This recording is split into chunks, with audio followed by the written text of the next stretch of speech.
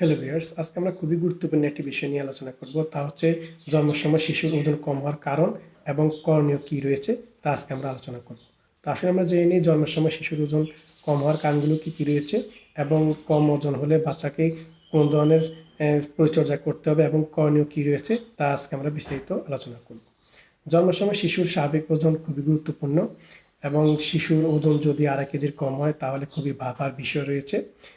যদি শিশুর ওজন 1.5 কেজির কম হয় তাহলে আমরা সেই বাচ্চাদেরকে কম ওজনের শিশু বলে থাকি এবং মেডিকেল ভাষায় যাকে লো বার্থ ওয়েট শিশু বা বেবি বলে থাকি। এবং শিশুর ওজন যদি 750 গ্রামে হয়ে থাকে তাহলে সেক্ষেত্রে সেসব শিশুদের আমরা ওজনহীন শিশু বলে থাকি। তা আসলে আমরা জেনে নিই শিশুর ওজন কম হওয়ার কারণগুলো কী কী রয়েছে। শিশুর ওজন কম হওয়ার কারণগুলো রয়েছে অনেক। তার মধ্যে কিশোরী বয়সে যদি কোনো মা বাচ্চা প্রসব করে সেসব ক্ষেত্রে শিশুর ওজন কম হতে পারে এবং পরিণত সময়ে বা সময়ের আগে যদি বাচ্চা ভূমিষ্ঠ হয়ে যায় সেসব ক্ষেত্রেও শিশুর ওজন কম হয়ে থাকে। এবং এর পাশাপাশি গর্ভাবস্থায় যদি কোনো মায়ের হৃদরোগ, কিডনি রোগ এবং হরমোনজনিত সমস্যা, রক্তশূন্যতা এবং পুষ্টিহীনতা এবং বড় ধরনের ইনফেকশন বা রক্তস্রাব হয়ে থাকে তবে সেসব ক্ষেত্রেও শিশুর ওজন কম হয়ে থাকে। তো আসুন আমরা জেনে নিই কম ওজন হলে শিশুর এবং কম ওজন শিশুর করণীয় সম্বন্ধে আলোচনা করব।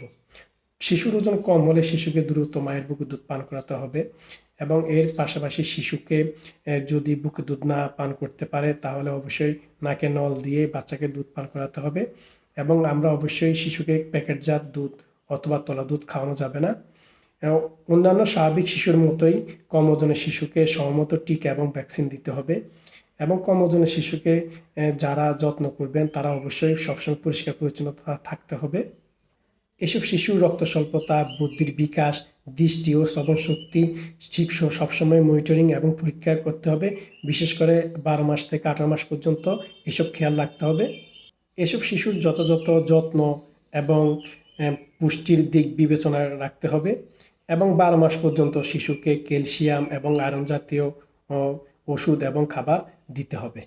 তা আসুন আমরা এই সমস্ত শিশুদের এবং কম ওজন শিশুদের এসব ধরনের পরিচর্যা এবং খেয়াল রাখবো। ভিডিওটি ভালো লাগলে লাইক এবং শেয়ার দিয়ে অন্যকে দেখার এবং জানার সুযোগ করে দিবেন। সবাইকে ধন্যবাদ।